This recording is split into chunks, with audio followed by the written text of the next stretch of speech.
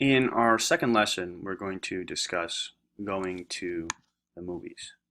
我们的第一个生词是演，第二票，第三买得到，第四买不到。And I'm also going to talk in detail about the grammar behind potential complements. This is not essential to the lesson, but if you're interested in understanding this important structure, I will be going into this in depth, and it will make this video quite a bit longer than usual. Feel free to skip it. So,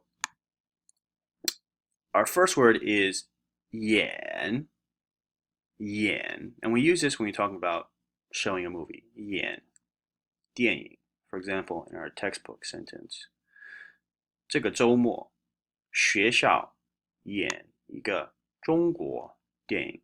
This weekend, the school will show a Chinese movie.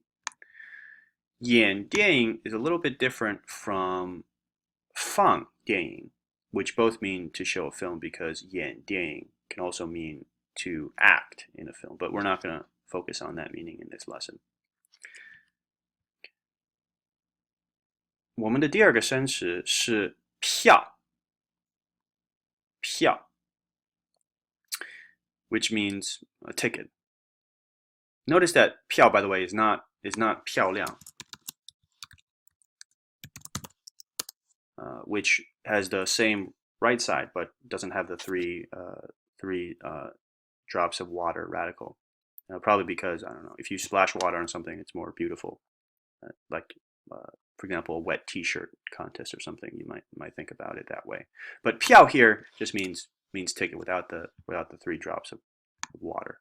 So I can say something like a 飞机票, a plane ticket, or a 地铁票, a subway ticket, and of course in our lesson, a 电影票, a movie ticket. And I might ask you, can you buy the movie ticket? Is it sold out? 买得到票吗? Or 买不到票. 买得到 and 买不到 are both so-called potential complements, meaning 买, here's a verb, followed by 的 or 不, and then followed by a result or direction complement. In our lesson, we're going to focus on the structure. The tickets can be bought, 买得到票, and also the tickets can't be bought, 买不到票. For example, in our textbook, we have this sentence, 好吗? 不过听说看电影的人很多，买得到票吗? Okay. However, I hear that the people going to watch the movie are a lot. Can the tickets be bought? Are they able to be bought? All right, and those are our main words for this lesson. I'm now going to talk about potential complements in detail. Now remember, what is a complement? A complement is something that you put after a verb in order to describe the verb more fully. There are different kinds of complements. In this case, we're talking about resultative or directional complements, meaning what is the result of this verb? What's the direction of the verb? And there's also something called a potential complement, meaning 的 or 不, which are potential complements, which are placed between the verb and the resultative or direction verb. And a potential complement indicates whether the result can be realized or not, whether it's possible or impossible. So let's look at some examples. For example, if I want to say, I can't finish watching this DVD today, I would say in Chinese, 这张碟我今天看不完. So 看 is a verb.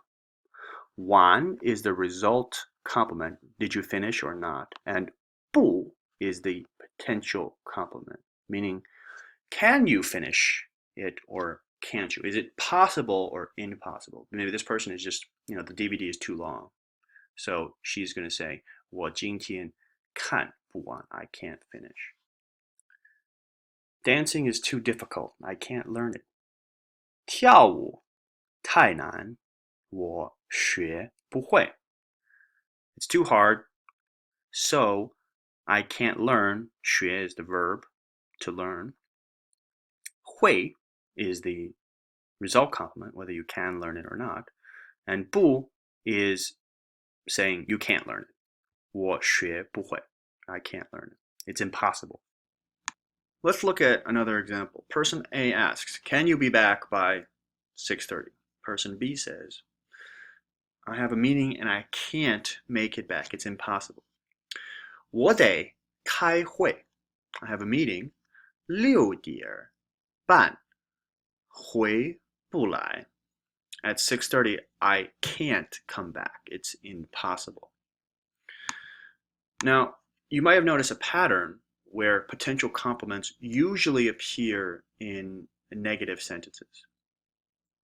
When you're saying something can't be done, something is impossible.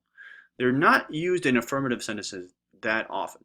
They can be, but often in the context when you're asking a question, meaning you're asking can you or can't you. Let's look at an example. Can you understand this letter? 这封中文信你看得懂吗? And then the answer might be 我看得懂. Or if you can't, 我看不懂. Can you eat 50 dumplings or not? 50个饺子你吃得完吗？吃不完吗? Now, why do we use potential complements at all? What's the point of this structure? Well, they function to emphasize whether something is possible or impossible to achieve, whether this result can be realized or it can't be realized. It's a little bit different from a structure called neng, which we've learned before. Where if I want to say 不能, that doesn't mean it's impossible. It kind of means I wasn't able to because of certain reasons. I wasn't allowed to finish. I wasn't allowed to achieve it, but it's not necessarily impossible in a general sense. Let's look at an example. The teacher speaks too fast. I can't hear her clearly. 老师说得太快，我听不清楚. I can't. It's impossible for me to hear her clearly. I would not use 能 我不能听清楚 here because the meaning is different. 我不能听清楚 means, maybe because I was sitting too far away or some other reason that I wasn't allowed to hear it clearly. But it doesn't mean that I couldn't hear it clearly.